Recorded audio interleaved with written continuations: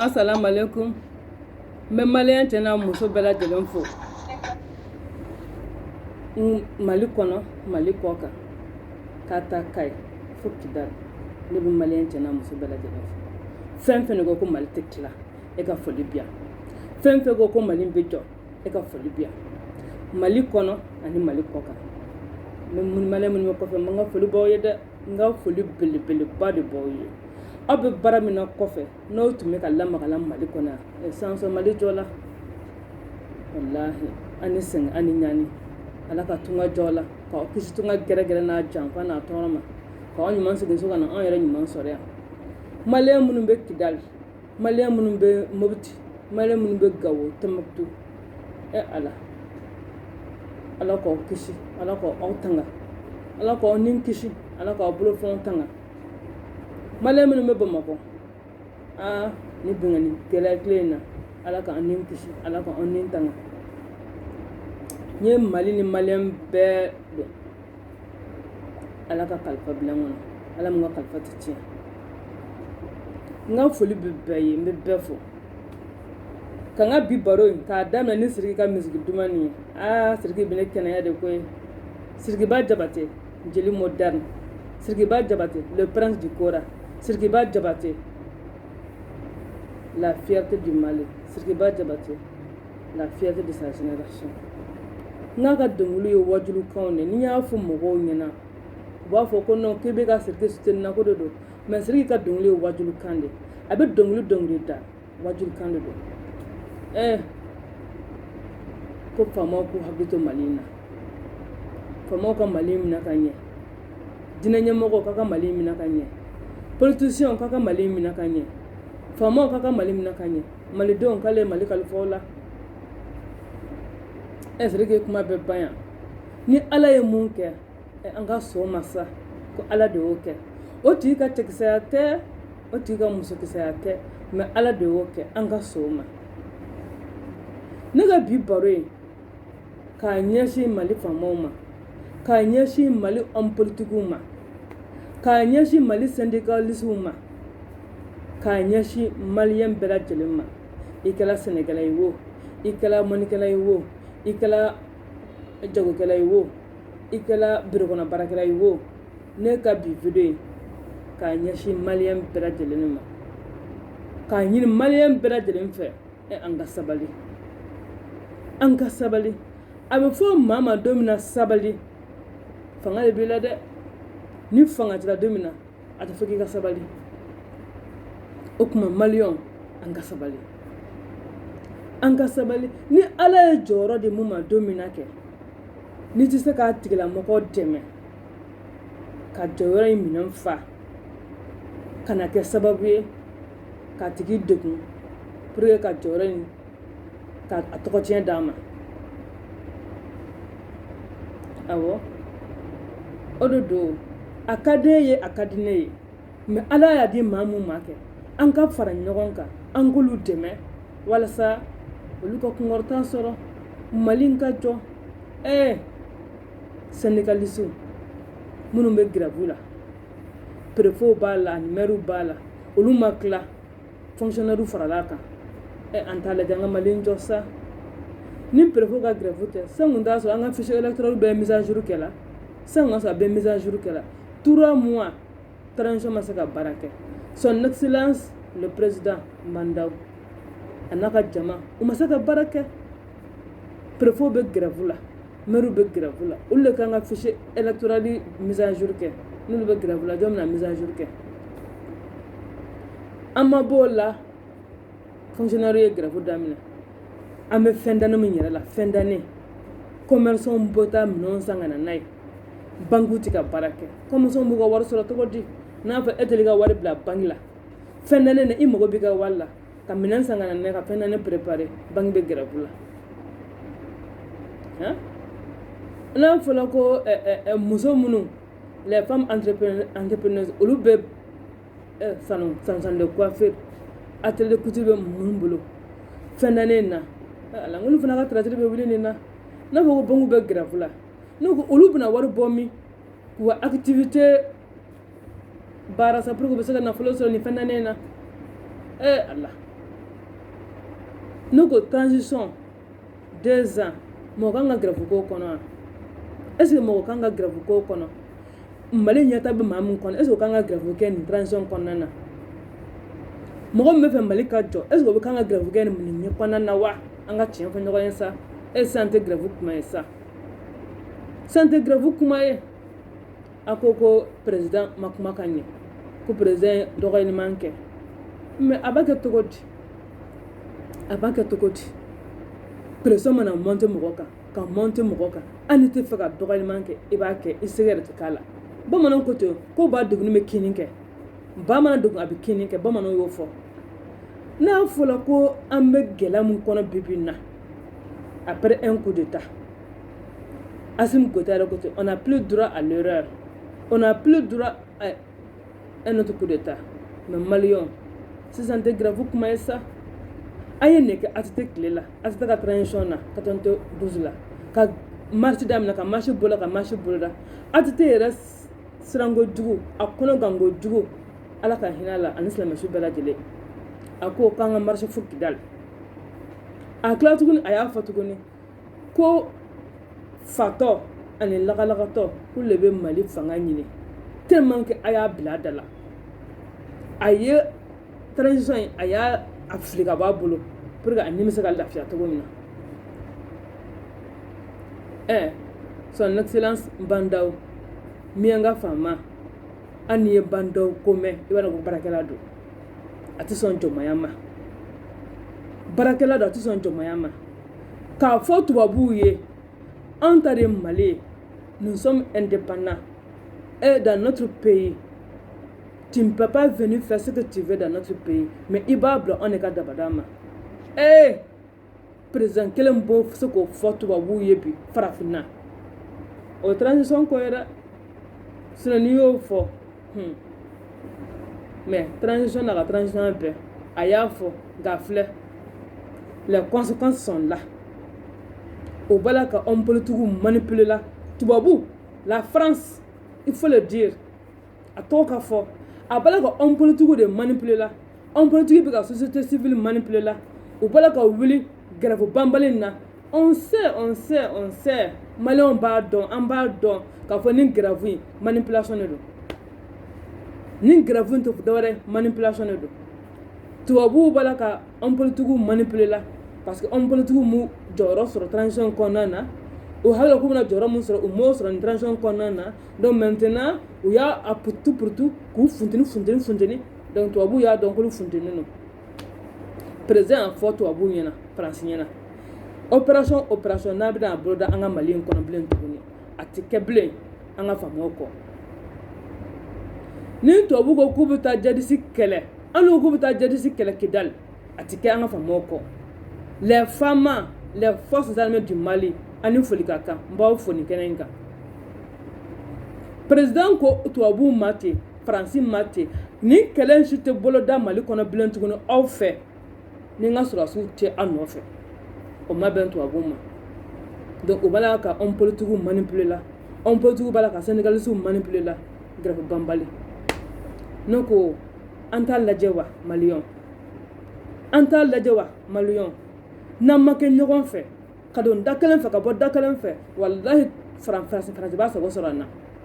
an mana wuli k'an ka problème ye faransi an mana wuli k'an ka problème ye faransi an ka problème tɛ faransi ye an ka problème ye an yɛrɛ de ye an yɛrɛ de tɛ ɲɔgɔn fɛ n'i y'a yira i jugu la k'a tɛ ɲɔgɔn fɛ jugu bɛ don an ni ɲɔgɔn cɛ ko ni ko pɛrɛnna de ko basa bɛ don n'a ma pɛrɛn dun a tɛ se ka don dɛ wa nin de bɛ ten farafinna bɛ ten nɔ de farafinna bɛɛ de don koyi Mali dɔrɔn tɛ dɛ farafinna bɛɛ de bɛ tan ni dɔ wulila k'a b'a faso jɔ k'a fɔ faransi ma ko merde même faso de jɔ faransi bɛna sɔrɔ dɔw kumunen sigilen don a bɛ sin k'o wele ten nɔ ka nafolo d'o ma k'a fɔ n b'i dɛmɛ n b'i kɛ nin ye n b'i kɛ nin ye wuli ka kasa kɛlɛ o fana bɛ wuli faransi ye warini mun d'ale ma a fana b'o warini ta a bɛ se ka don mɔgɔ mun kan n'o warini ye a bɛ don olu tigiw kan n'o warini ye k'olu fana manipuler k'o bila fanga na sinon n bɛna an mɛnna nin kan sa n bɛna an mɛnna nin kan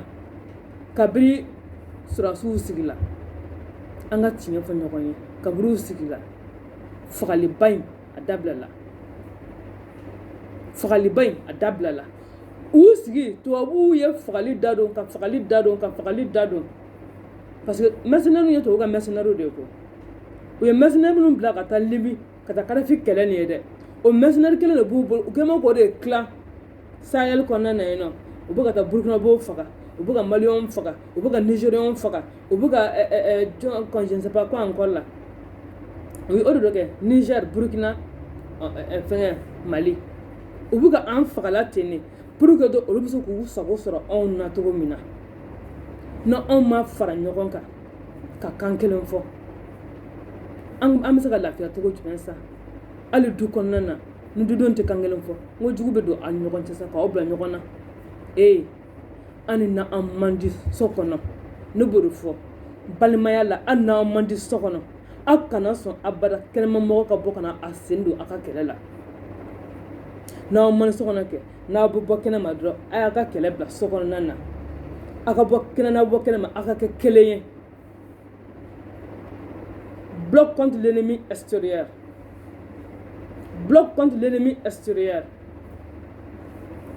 jugu kana se ka don aw kan ka aw fara an kana sɔn ma maliyɛnw jugu kana don an kan ka an fara ka an kɔ don ɲɔgɔn na an kana sɔn ma sa maliyɛnw maliyɛnw an ka sabali sa jusqu'à présent an bɛ nin tile in na halisa an ɲɛ ma se ka yɛlɛ an tɛ ka se ka yeli kɛ an tɛ ka se ka mɛnni kɛ bɛɛ ko fanga bɛɛ ko nafolo bɛɛ ko jɔyɔrɔ maliko bɛ togo jumɛn sisan maliyɛnw ne b'aw ɲininka maliko bɛ togo di mali bɛ jɔ wa a tɛ jɔ de pourquoi jɔyɔrɔko kɛlɛ de bɛ mali kɔnɔ bi bɛɛ ko n ta an tɛ taa in bila sa an ka dɔ kɛ maliko la sa sénégalisiw aw bɛ ka grève kɛla k'u ka dɔ fara aw ka condition kan pendant ce temps dɔw bɛ ka sala de olu cɛsirikun ye de olu ni de ka lakana farabugukaw ko k'u ni de ka lakana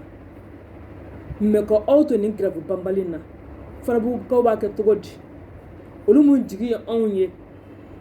mais o jigi bɛ ka wari la de parce que n'u ɲɛ bɛ anw yɛrɛ la kɛlɛ la yan nɔ grève banbali baara tɛ ka kɛ Bamakɔ kɔnɔ o bɛ mun fɔ bilen tuguni est-ce que sisan ye kɛlɛ kuma ye wa sisan ye grève kuma ye est-ce que sisan ye grève kuma ye kɛlɛ bɛ ka so kɔfɛla la e ni dudenw bɛ ɲɔgɔn na est-ce que sisan o kuma ye wa jugu bɛ ka u kun da e kan du yɛrɛ kɔnɔ aw bɛnnen tɛ ne ko aw bɛ jugu kɛlɛ cogo jumɛn ne b'aw ɲininka maliyɛnw n b'aw ɲininka de a y'a fɔ ne ɲɛna ne maman la conseillère je vais le savoir a y'a fɔ n ɲɛna jugu kun bɔ aw kan aw de bɛ kɛlɛ la so kɔnɔ aw bɛ se ka jugu kɛlɛ cogo di n'an ma kɛlɛ bila ka hakili baara ka dusukun to yen ka hakili baara an tɛ se zugu la cogo si la wa faransi doni bɛ mali kan dɛ faransi bɛ ka an yuguba u bɛ ka an yuguba u bɛ ka an yuguba fo k'u sago sara an na k'a yira par A plus B ko sɔrɔdasi ninnu k'u tɛ politiki dɔn k'u tɛ se politiki la donc ka wuli sisan ni gɛrɛfu banbali ye mali kɔnɔ k'a yira diɲɛ mɔgɔ bɛɛ la ko an de ko u tɛ se wa a filɛ nin u tɛ se an ka sabali sa an ka sabali maliyɛn cɛ n'a muso an ka sabali ala ma bɛɛ da jɔyɔrɔ kama waati dɔ bɛ kɛ i jɔyɔrɔnin ala b'a minɛ ka di mɔgɔ wɛrɛ ma ala de y'o kɛ ni e y'i ka tilenin kɛ tɔ mɔgɔ wɛrɛ ka tile kasa les hommes politiques là depuis 1992 a b'an kan ka an bisi ka an tulu bɔ ça suffit ça suffit laissez les autres venir faire aussi des expériences expérience tɛ sɔrɔ k'i to so kɔnɔ ko ayi maa si tɛ expérience sɔrɔ ka to so kɔnɔ n'i ye a bɛ fɔ bi vous êtes des hommes politiques qualifiés là parce que vous êtes sur le terrain donc a ye tɔw fana to yen nɔ u fana ka na sur le terrain u k'u kun fara yiri kɔgɔ kunna n'u seginna kɔ u hakili bɛ faamuyali kɛ mɔgɔ si tɛ expérience acquis k'i to so kɔnɔ i bɛ expérience acquis k'i bolo de to a la a y'a to fana k'u bolo kala sa homme politique, il n'y a pas une école pour apprendre la politique. C'est de l'expérience. Donc, il y a une expérience. Il y a une expérience. De 92 à aujourd'hui, il y a une expérience. À Bay Adema, RPM Adema, URD Adema, Anga Wilfar Adema, à Bay Adema. En Sinidi décident, en Sinidi. Donc, un pays à l'œuvre, un pays à l'œuvre, et ça va ça. Sénégalais a ye sabali a y'a to mali ka jɔ a y'a to vraiment mali ka jɔ a kana sɔn tubabu k'u sago sɔrɔ na sa président y'a fɔ tubabuw ɲɛna acte lu na k'u b'a poser jamana in kɔnɔ bilen a kana kɛ an ka faamaw kɔ les femmes les forces armées du Mali mais o de fɔlɔ i bɛ k'a tile la i bɛ k'a ma se k'a f'u ɲɛna mais mianga fama ale sera k'a fɔ mais nga mo renyi na sa Afrique kono ne yɛrɛ kɔni maman la conseillère maman nationale ne bore nyi na bi Mali kono cɛm bɛ se k'a bɔ k'a disi gosi k'a fɔ tubabu ma non ni ne y'o sɔrɔ kɛ wallahi ne b'o minɛ ni n bolo fila ye masini kɔni fɔ dɛ mais bi kɔni min ye n ka fama ko tubabu ma ko non ala na kira an ka soutenir ça n'an ka soutenir ni Mali ka gɛlɛya ye tubabu de ye pourquoi ni mɔgɔ sɔrɔla aw ko i bɛ ka tigɛ se ka tubabu kɛlɛ mais mɔgɔ sɔrɔla sa mun bɛ ka tubabu kɛlɛ la pourquoi an tɛ fara ɲɔgɔn kan k'o soutenir dɛ pourquoi an bɛ o yuguba k'a pousser f'a bɛ fɛn fɔ a bɛ sɔrɔ ka fɔ sa a kun man ka nin fɔ dɛ a kun man ka nin fɔ mais ba duguni bɛ kini kɛ dɛ président t'o la n ye président o t'o la n ye ministre o t'o la ni nin duguna i bɛ kuma ba duguni bɛ kini kɛ maliyɛn a y'o faamuya ba duguni a bɛ kini kɛ ni mɔgɔ nin duguna i bɛ kuma a tɛ y'a fɔ yan nɔ a ko f'i ka kɛ facteur ou bien lagalagatɔ pour que i ka Mali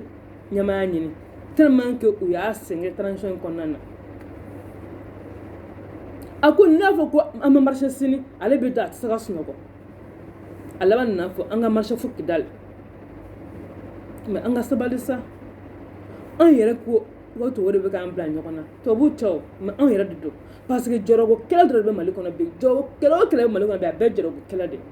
les hommes politiques qui est né politique qui a fait une école politique mais an ka sabali sa on dit que ko l'autre là ko Saliya Touré ko denmisɛnnin de don mais a ma fɔ bamananw m'a fɔ ko denmisɛnnin tigɛ ko ɲuman a bɛ mɔgɔba dɛgɛ a b'a nɔɔni pourquoi même s'il est jeune n'o de fɔ koyi bamananw ko ten n ka dɔgɔ o tɛ dɛ dusukolo o de fɔ la karisa ka dɔgɔ ayi o ma fɔ dɛ dusukolo de fɔ la dusukolo de bɛ kɛlɛ kɛ wa dusukolo de ye cɛya ye dusukolo de ye musoya ye n'i ma ɲɛ i de ko k'i bɛ se k'a kɛ n'i bilala la i b'a kɛ denmisɛnninya t'o la mɔgɔkɔrɔbaya t'o la sinon an ye mɔgɔkɔrɔbaw ye à l'épreuve dɛ an ye mɔgɔkɔrɔbaw ye à l'épreuve on a vu des 50 ans à l'épreuve on a vu des 60 ans à l'épreuve on a vu des 40 ans à l'épreuve pourquoi si il vient même s'il a 30 ans c'est pas notre affaire. Autant de problème, avec 20 ans, déjà il a la majorité. Là, il y a 18 ans, on faut ça homme. 20 ans, on faut ça homme. 30 ans, on faut ça homme. Moi, je suis homme, à blala, jorom, nadro, à quoi jorom, n'enfa. Point final. Mais on a sabali, malon, on a sabali. Et malio, on a sabali. Duguya ba antu sukuna ko jugun kan yesha amana ɲɔgɔn ma c'est pas bon. Duguya ba antu sukuna ko jugun kan yesha amana ɲɔgɔn ma c'est pas bon. Antu ɲɔgɔn ka hɛrɛ fɛ o de bɛ ka Mali to kɔ antu ɲɔgɔn ka hɛrɛ fɛ ka fɔ ka se ni hɛrɛ sɔrɔ an k'a dɛmɛ an tɛ se k'o kɛ mais ka se ni hɛrɛ sɔrɔ a n'a ma kan e nana ka kan n ko Ala de y'a di Ala ka cɛkisɛya ma d'a ma a ka musokisɛya ma d'a ma Ala de y'a d'a ma mais pourquoi an t'o Ala lajɛ an ka limaniya an ka dɔn fɔ Ala mana mun kɛ maa si se ko t'o la an ka limaniya dɔrɔn. An ka limaniya an ka tigi bila ni duwabu ye Ala k'a ɲɛ bolo sa Ala k'a ɲɛ bolo an bɛɛ ka kɔngɔta bolo la sela bɛ yɔrɔ min na bi bi in na n'a sera k'a ka ministère in kɛ k'a ɲɛ maliyɛn bɛɛ ka kɔngɔta bolo la pourquoi an b'a fɔ a ka dɔgɔ est ce que a ka dɔgɔ de b'a to a tɛ se k'a kɛ wa dɔgɔ tɛ se k'a to k'a tɛ se k'a kɛ o an y'a mɔkɛw y'a la olu ma se k'a kɛ o an y'a faw y'a la olu ma se k'a kɛ o on a vu des 50 ans o ma se k'a ɲɛ on a vu des 60 ans donc an ka sabali. Ben le cerveau a filɛ sisan na député bulon kɔnɔ Amina Fofana a filɛ na député bulon kɔnɔ olu ko maire de la France donc maire de la France sisan a filɛ député bulon kɔnɔ sisan donc a y'a wala sisan k'a ye an b'o dɔrɔn de nɔfɛ k'a fɔ ko karisa don a kɔnɔ karisa ma don a kɔnɔ an ka sira t'o la dɛ mais Ala ye minnu garisɛgɛ a la olu ka baara de kɛ an mago bɛ kɛwale dɔrɔn de la sisan an mago bɛ kɛwale la mais minnu bɛ place ɲini na dɛ a ma se ka bɛn olu de ma parce que olu tun bɛ fɛ a kun ka du olu de ma hey bamananw ko ten nɔ ko musolankolon ko dɔ fɔ ko musoya ye mɔnɛ ko wa ko hali ni kulusi donna a la k'a tɛ se ka mɔnɛ bɔ minnu b'a fɔ ko kasana ma kan an y'olu ye à l'épreuve yan nɔ olu sera ka mun kɛ papaga wa hali n'a dulu ma sini papaga kelen don donc ni Ala y'a di minnu ma an k'u dɛmɛ ni duwabu ye sa an k'u bilasa ni duwabu ye Ala ka ɲɛ u bolo sa Ala ka Mali in jɔ sa Ala ka Mali in jɔ a y'u to u ka baara kɛ a ye sɔrɔdasiw to u ka baara kɛ en tout cas n ka faama a ye acte min posé ne kɔni ma man national ne tun b'o de nɔfɛ Afrique bɛɛ ne b'o de fɔ ni Afrique masakɛ min sera k'a fɔ tubabuw ma merde ne b'i minɛ ni n bolo fila ye parce que an ka problème bɛɛ ye faransi de u b'a la ka an manipuler ka an kɔ don ɲɔgɔn na pour que ka se ka an exploiter u nana fɔlɔ ka na an ka frontière tilan ka an fara ka bɔ ɲɔgɔn na ka fɔ ko yan ye Mali ye ni yan ye Togo ye yan ye Benin yan ye Sénégal sinon kunu kuma fɔ ko Mandé ka na an fara ka bɔ ɲɔgɔn na u m'u ɲɛ minnu bɛ du kelen kɔnɔ tuguni ka na tila k'u b'olu kɔ don ɲɔgɔn na parce que u mago bɛ du kɔnɔna fɛn dɔ la n'u ma an kɔ don ɲɔgɔn na u tɛ se k'o sɔrɔ donc u b'an kɔ don ɲɔgɔn na de an fana bɛ sɔn o ma depuis 1960 fo jusqu'à aujourd'hui an m'a faamuya hali bi k'a fɔ ko tubabu t'an ka hɛrɛ fɛ wa n'u ye fɛn ɲini fɛ n'i ma sɔn u bɛ taa tuguni i balima dɔ ta tuguni k'o ɲagamu k'o su k'o bili la sisan ye grève kuma ye wa sisan ye grève kuma ye an politigiw y'a fɔ ko ninnu ye sɔrɔdasiw de ye qui sont jeunes ils n'ont pas l'expérience c'est pas des politiciens ce sont des militaires u kan ka taa caserne de kɔnɔ u sigira caserne kɔnɔ de militaire o civil o an politigiw o ne ko an bɛɛ tɛ maliden de ye an bɛɛ tɛ maliden de ye a dila an politigiw ma yan nɔ an y'u ka baara ye koyi a ma ɲɛnabɔ n'a dila militaire ma fana a y'a to an k'u fana ka baara ye a y'a to an k'u ka baara ye n'a ma ɲɛ o bɛ fɔ mais a ka t'u bolo k'a kɛ an k'a ye a y'a minɛ a y'a fɔ o bɛ faamuya mais a y'a minɛ a b'a kɔnɔ o fana ko wɛrɛ dɛ e tɛ se ka mɔgɔ juger ka sɔrɔ i m'a ye fɔlɔ à l'épreuve dɛ k'a fɔ a tɛ se d'emblée la ka sɔrɔ e ma ye à l'épreuve o tɛ se ka kɛ o k'a fɔ a tɛ se e nin tɛ se u ye nin ta a tɛ se mais a ye sabali quand on parle de Kadiatou ko karisa ninnu bɛ député bulon kɔnɔ mais les handicapés ils n'ont pas droit c'est pas des Maliens ni ye lujata mɔgɔ ye mais o kɔrɔ ye mun ye n'a kunkolo bɛ yen a bɛ réfléchir intelligence bɛ yen ka ban an mago b'o de la koyi hey an mago bɛ fasoden ɲuman de la mun bɛ se ka Mali in jɔ koyi an mago tɛ mɔgɔ spécifique fosi wɛrɛ la tuguni i kɛra sɛnɛkɛla ye wo i kɛra bagankɛla ye wo i kɛra mɔnikɛla ye wo i kɛra jagokɛla ye wo i kɛra handicapé ye wo hey encore de façon be Johnny Mammy en Morobo là. Wa, on peut tout simplement be comme manipuler, ay sabali akadabla.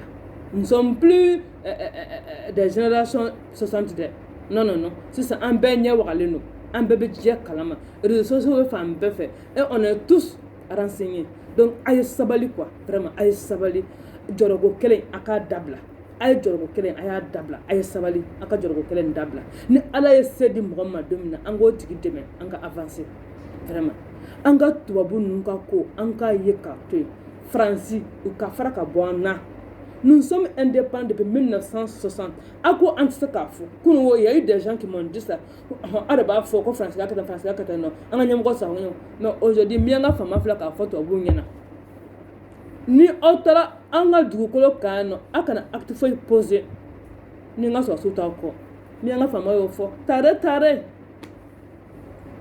amogo bolulela malikone ano murubo keta amogo bolu nyogon la malikone ka photo buma ay bonga dugukolo ka en repse kan yela lakana murubo keta aya fo en 1960 20 janvier 1960 a ko to buma kaita en repse kan yela defa ay tam repse kan yela defa mais na uklatunga senga na tuguni bien nga fama klatunga saga mblen tuguni on na ka bana on temede o te bashio ay ni na mo godem o te problème yi mais ka for de ça ke beta kele ko otigi ko jamfa bola jamfa de bola wa mi nga fama ko kalbe fusru o jamfa na ay anga demesa anga le deme aka fusru o jamfa na transform mi tan ban wati mi na de e de belonga ban male kono aka ban anga don daklen fa ka bon daklen fa e kai fo kidal ambe de malien et on peut tout ay sabali ça on peut tout ay sabali aba fo salama ko MS de l'emploi sans emploi mais on peut tout do non pour que tu ta retraite là pour que il refuse d'aller à la retraite les hommes politiques pour que il refuse d'aller à la retraite atu yininga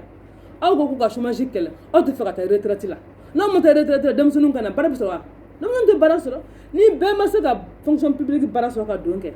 vous de politique serait oui vous de politique serait parce que tu vas nous faire do buga baraka kakla nous te retraite là vous serez donc politique sera là toujours pour avoir la main tu feras ta retraite là et ne ma ta retraite là et de me placer sur la tugodi et de nous sur la tugodi mais on nga tient faut nous ça les hommes politiques là de vieux de 70 ans là ou ta retraite là ou ta retraite là ou ka placer de démission nous ça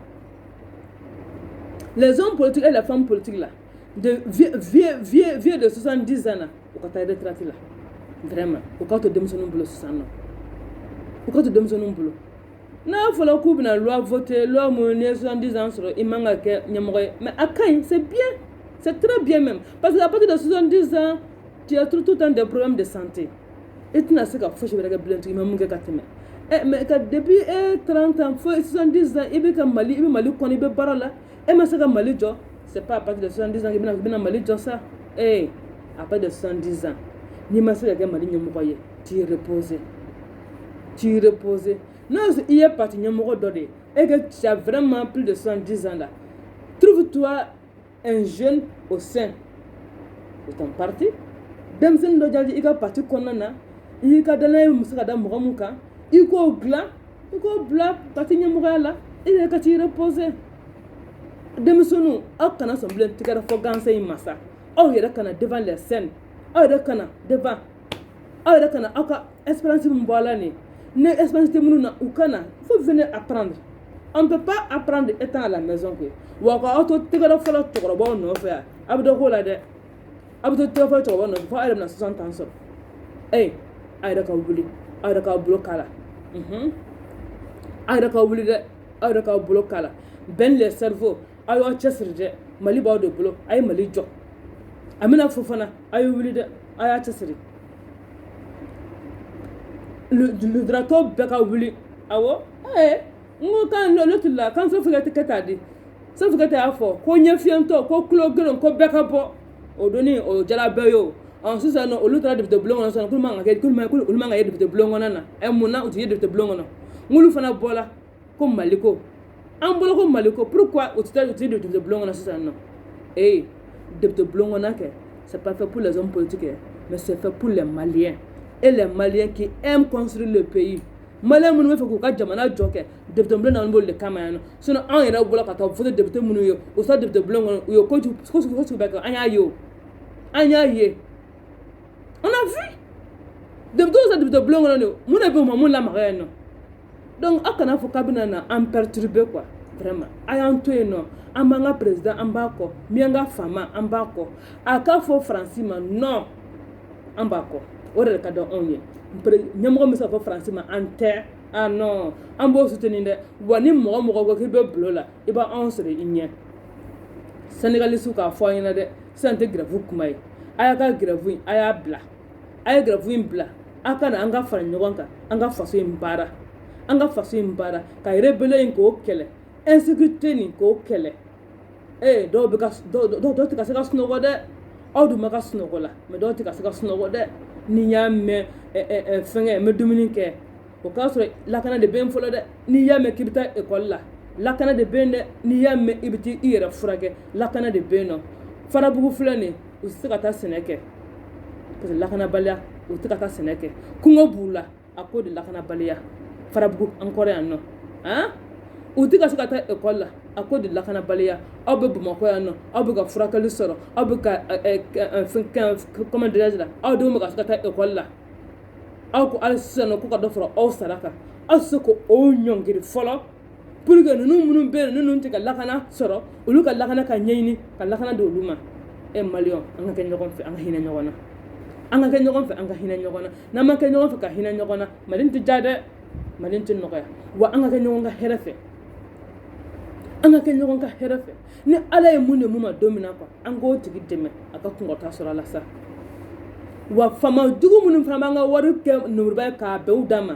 olu fana faamaw ka sabali u ka hinɛ fantanw na koyi faamaw ka jugu ka hinɛ fantanw na dɛ ka an ka fɛngɛ an ka nafolo k'a kɛ nuruba ye k'a bɛɛ e dɔrɔn d'a ma e n'i kabila i n'i sinjiw i n'i balimaw mɔgɔ minnu ka di i ye o ma fɔ dɛ ayi wa mɔgɔ mɔgɔ wele transition kɔnɔna na e wele de k'i kana baara de kɛ i ma wele k'i kana wari dun dɛ ni mun hakilina y'o de k'ale wele k'a kana wari dun de o de ye fasoden jugu ye wa fasoden jugu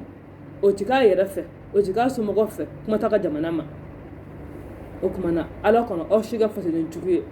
CNSP miyanka faama a y'a ka danaya ta ka da minnu kan nin k'u kɛ minisiriw ye k'u bila député bulon kɔnɔ a kana danaya minɛ a kana jɛngɛ kuma taga ka bɔn dɛ a ye danaya minɛ a y'a minɛ sabula a yɛrɛ ɲɛ bɛ jama la aw kɔ cogo min na jama fɛrɛntɔw bɔ aw kɔ cogo min na ne ka ladilikan n'a ma nin lamɛn ka baara kɛ ni nin ye jama fɛrɛntɔw bɔ aw kɔ cogo min na u bɛ fɛ de maliyɛnw y'a fɔ a ma bi ko sama maliyɛnw ka taa fɔ a ma kunun ko zunzan a kana sɔn dɛ a kana sɔn aw kana sɔn foyi ka aw perturber a ka transition kɔnɔna na aw kana sɔn foyi de ka aw perturber a ka transition kɔnɔna na transition a y'a kɛ k'a ɲɛ a ma ta k'a ka taa dumuni kɛ dɛ aw taara k'a ka taa baara de kɛ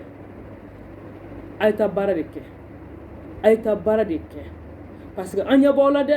an bi k'aw filɛ n'an ɲɛkisɛ fila ye an ɲɛ b'aw la aw taara k'a ka taa baara de kɛ a ye taa baara de kɛ dɛ ka taa an ka nafolo ta k'o bɛn k'o kɛ nɔgɔya k'o bɛn aw da ma o ma fɔ dɛ k'an ka nafolo ta ka taa kɛ kulonkɛ ye o ma fɔ dɛ ka taa kɛ jelisɔnba ye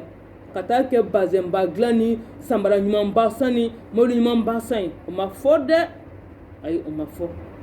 a fɔra k'a ka taa mali jɔ de insécurité min bɛ mali kɔnɔ a k'o bɔ yen kungo min b'an na k'o kungo bɔ an na ka furakɛli ɲuman d'an ma an denw ka taa ekɔli la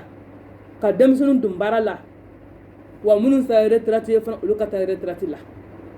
à partir de 70 ans la retraite politique à partir de 60 ans la i bɛ taa retraite la ni 70 ans sɔrɔ i bɛ taa retraite politique fana na koyi on ne veut plus avoir les 70 ans dans les bureaux ou bien dans les ambassadeurs ou bien conseil non conseil bɛ se ka kɛ 60 ans conseil bɛ se ka kɛ 50 ans à 50 ans on devient sage donc 70 ans bɛ se ka fɛn kɛ 50 ans bɛ se ka ɲuman kɛ 70 ans yɛrɛ a kɔrɔla a tɛ se ka fosi kɛ bilen tuguni mun bɛ se ka na ni jamana développeli ye an ɲɛ b'u la wari dun dɔrɔn ani furakɛliba dɔrɔn ni dɔgɔtɔrɔ bɛ se ka na i tɛ fosi ka tigɛ yira furakɛ mɔgɔ bɛ dɔgɔtɔrɔso i bɛ dɔgɔtɔrɔso la c'est comme une voiture dati banna ka ban voiture bɛ tout en garage de o ye tout en garage an ka sabali sa an ka sabali i y'i tile kɛ ka ban vraiment a to denmisɛnw fana k'u tile kɛ. Laissez les enfants nous montrer de quoi ils sont capables. Laissez ces jeunes nous montrer de quoi ils sont capables. A y'an to yen an ka denmisɛnninw ninnu fana lajɛ, an k'u taabolo lajɛ, an k'u ka baarakɛ bolo lajɛ. N'u bɛ se wa an n'a dɔn, n'u tɛ se fana an n'a dɔn. An y'aw cɛkɔrɔba ninnu y'a la koyi. Les hommes politiques la an y'aw ye baara la a ma ɲɛ. A ma ɲɛ, an y'aw ye a ma ɲɛ. N'i y'a ye an bɛɛ bɛnna kan ko sɔrɔsiw ka transition in gérer, c'est parce que homme politique ninnu ma an satisfait de. So n'u tun y'an satisfait, bi y'a to an y'a fɔ ko homme politique ka na. An ka taa kun ta yɔrɔ, n ko kun ta de ja la. Ni kun ta ma ja, an tɛ taa yen dɛ, an tɛ taa yen. Donc n'i y'a mɛn i bɛ kɔrɔlen bila ka taa kura la, kɔrɔlen bɛ satisfait. Donc homme politique ninnu u ka sɔn, u k'an to yen nɔ an ka ninnu lajɛ à l'épreuve, an k'u lajɛ, an fana b'u baarakɛ bolo lajɛ, n'u bɛ se an n'a dɔn, n'u tɛ se an b'a dɔn, mais Ala n'a kira kama a ye sabali, a kana na u perturber. Tobo yɛrɛ min na, ne mettez pas les bâtons dans leurs roues, laissez-les travailler. Laissez-les travailler. Ne mettez pas de bâtons dans leurs roues. Quand on a fait, on a fait tout ça, on a fait. Aïe sabali ça, ou a malin beau de le faire. On a fait qu'on te se quoi, a fait nous te se, mais avec un munga pour qu'on a ce qu'a fait. On a beau là quoi, on a beau là, aïe sabali. Ne venez pas faire défense des Français ici quoi. France ka défense c'est un malin ni que France ka défense c'est un, il va en donner ce lien. Parce que nous on veut plus la France au Mali. France ka taga bɔ Mali kɔnɔ yɛrɛ de. U ba sisan an ye masakɛ sɔrɔ, masakɛ min k'u ma u ka taga. N'u aw nana an dɛmɛ de fana kama, wa ni a bɛ taa yɔrɔ yɔrɔ la an b'aw kɔ. A tɛ taa ka taa kɛlɛ kɛ aw kelen bilen tuguni dɛ, Mali faamaw. Mais an ka musolasiw bɛ yen nɔ, an ka densɛbɛw b'an bolo k'an tɛ u k'u tɛ taa kɛlɛ kɛ, ko aw bɛ taa aw den ka kɛlɛ kɛ. An mana o tɛ janfa yɛrɛ non, ka jama ta ka anw ɲɛnama sɛgɛrɛ. Maliɲɛnw a ye sabali sa. N'aw tɛ se k'a fɔ k'u ka taga bɔ yen, an ye min ka faama sɔrɔ k'u ka taga bɔ yen nɔ, wa min ka faama i tɛ i ka ko ye. Ala k'i bilasira, Ala ka i jugu si la, wala Ala ka i jugu si la. Wa n'i y'u ni tɔɔrɔ kɛ, n'i ye mun f'u ma u y'o ɲini dɛ, parce que ni mɔgɔ ni tɔɔrɔ la ba degelen bɛ kini kɛ, ba degelen bɛ kini kɛ dɛ, trop c'est trop. Sisan tɛ grève kuma ye, préfet b'a la, maire b'a la, o ma gérer fɔlɔ, fonctionnaire bɛ taa daminɛ, o tɛ ka Bamakɔ paralyser, ka Mali paralyser. N'i ye Mali paralyser, e bɛ Mali kɛ ɲɛfɛ bilen, i tɛ Mali ɲɛfɛ. Mɔgɔ min tɛ Mali ɲɛfɛ, an tɛ se ka tugu o tigilamɔgɔ kɔ dɛ. Grève banbali nin a y'a ɲɔngiri, aw ka na an k'an bolo di ɲɔgɔn ma, jamana in an k'a jɔ, an ka kɛ kelen, an ka kɛ kelen face l'ennemi commun. Faut que tous les Maliens qu'on soit ensemble, an ka kɛ kelen face à l'ennemi commun et qui est la France. Cɛ tɛ Mali ennemi ye France do. Muso tɛ Mali ennemi ye France do. Wa ne mama conseillère ne k'a fɔ ni n da cɛmancɛ piɲa France de y'an ka jugu ye. Wa u ka baarada de ye nin ye. Ni e ma sɔn u ta ma dɔrɔn u bɛna i balima dɔ ta i kɛrɛfɛla yɛrɛ la k'o su k'o k'i kan. Wa syndicalistes a ye sabali dɛ. An Maliens minnu bɛ réfléchir an y'a dɔn dɛ. Vous êtes manipulés hein. Ça on le sait hein. Vous êtes manipulés. A sɔnna ma vous êtes manipulés. A ma sɔn ma vous êtes manipulés. Wa a y'a fɔ aw ka politiciens ninnu ɲɛna u k'an to yen nɔ an ka jamana ka jɔ. Minnu bɛ farabugu ni kɔngɔ b'u la u tɛ ka se ka da hali n'u da u tɛ se ka sunɔgɔ parce que u jɔrɔlen don u haminen don u bɛ balo wa u tɛ balo wa sini u bɛ sini ye wa u tɛ sini ye wa a y'an to yen an ka taa occuper olu la fɔlɔ koyi dɔɔni bɛ e bolo e bɛ dɔ wɛrɛ fɛ ka fara o kan mais ninnu ni lakana ni jɔrɔ bɛ ninnu na donc a y'an to yen an ka taa ninnu ni lakana fɔlɔ koyi a y'an to yen an ka taa ninnu ni lakana n'i taara Kidali Malien bɛ Kidali wa. Malien bɛ Kidali wa u ma Kidali finman bɛɛ cɛ ka na fili Gawo a y'an tɔ sa n k'olu ɲɛnabɔ sa a fɔra ko sɔrɔsiw ka sigi fanga na o de kama sɔrɔsiw ka sigi fanga na o de kama sɔrɔsiw ka se ka taa Kidali Mopti ka libéré Farabugu ka libéré insécurité min bɛ Bamakɔ kɔnɔ o ka dabila n'o kɛla ka an ka fichier électoral mise à jour kɛ k'an ka code électoral k'o dilan k'o ɲɛ k'an ka constitution k'o loi ninnu falen k'o bɛn an ka danbe n'an ka tabiyaw ma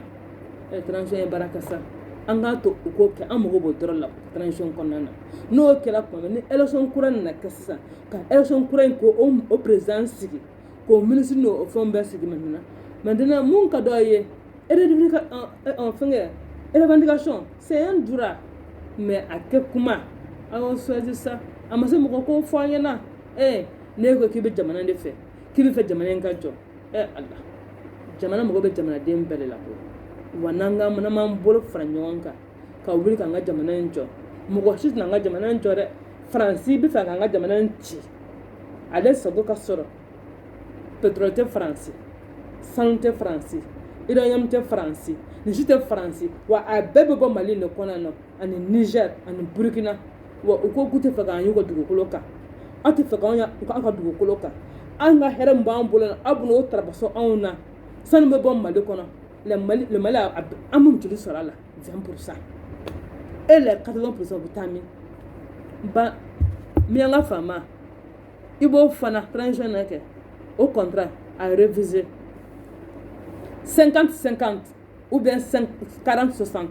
pas plus, pas moins. À réviser. Au sein de la cœur, en tant que mineur, mais en tant que gougolé. Donc, avec clan, qu'on fasse ça, 50-50. Mali, après 50 ans d'indépendance là, nous de 60 ans d'indépendance là, on a une tassa. On a la kelé. À la minute, on tinimisa. Waka ala to sanfɛ kuma t'an faga badalezi fo de France au contraire an de bɛ ka France balo an Afrique de bɛ ka France balo la no anw tɛ rien an ka sɔn de bɛ France bolo a bɛ ka taa yɛrɛ vendre ne kɔfɛ an ka mais n ko Italie fɛngɛ y'a fɔ Italie ministre y'a fɔ Italie u bɛɛ y'a fɔ ni Afrique tɛ France tɛ se ka jate yɛrɛ foyi t'a ka dugukolo kɔnɔ foyi t'a bolo a bɛɛ bɛ bɔ Afrique de ka taga donc pourquoi an se ka an disi gosi ye dɛ pour qu'an bɛ siran parce que on pénètre cola de on ira mouiller Maliens y on pénètre cola on mouiller Africains y anti ñogon fait ni Africains ma ñogon fait s'il n'y a pas la complicité entre nous Maliens s'il n'y a pas la complicité entre nous Africains la France va continuer à nous coloniser o jala chaye obeke o maja mus chaye obeke o jala muso obeke o maja muso obeke tant que nous les Africains ne sommes pas solidaires tant que nous les Africains ne sommes pas complices la France va continuer à nous coloniser. En tout cas, il y a des gens qui ont paralysé. Quand on a fait, quand on a fait, quand on a fait. Assalamu alaikum. C'est que quand il y a Mali Khalifa, dina nyamola, quand Mali Khalifa, on politique là, quand Mali Khalifa, comme Mali, aïe Mali m'aide. C'est que d'ailleurs, aïe Allah m'aide. Mais c'est sûr, Allah devait faire des mouvements. Mais Allah des mouvements, on a fait un sang qui demain. Non, mon gars, on connaît où le balai de oeil. C'est que mon nom, on a fait faire. Non, c'est que nous avons fait Canada.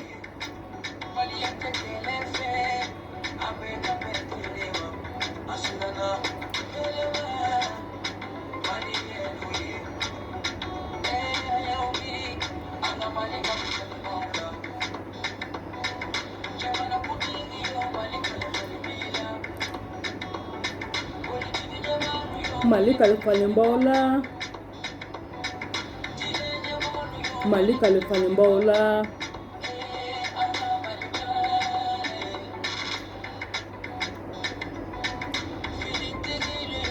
Khalifa Limbola Mali Khalifa Limbola Mali Khalifa Limbola Mali Khalifa Limbola Mali Khalifa Limbola Mali Khalifa Limbola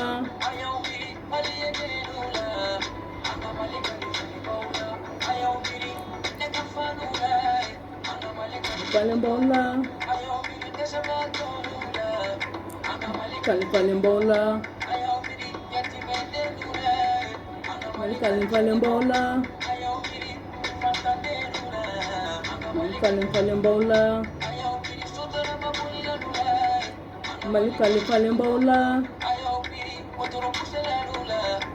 Mali Khalifa Limbola Mali Khalifa Limbola Amina Rabi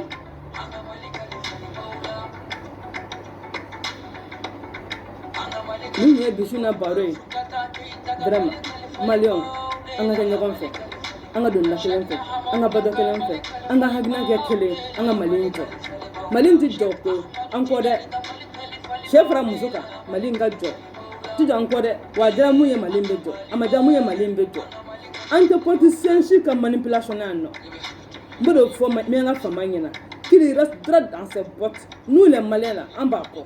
an fasoden ɲumanw an b'a kɔ an ka taa an n'an bɛ taa fana bɛ se Ala ka fiɲɛ ka taa yira an na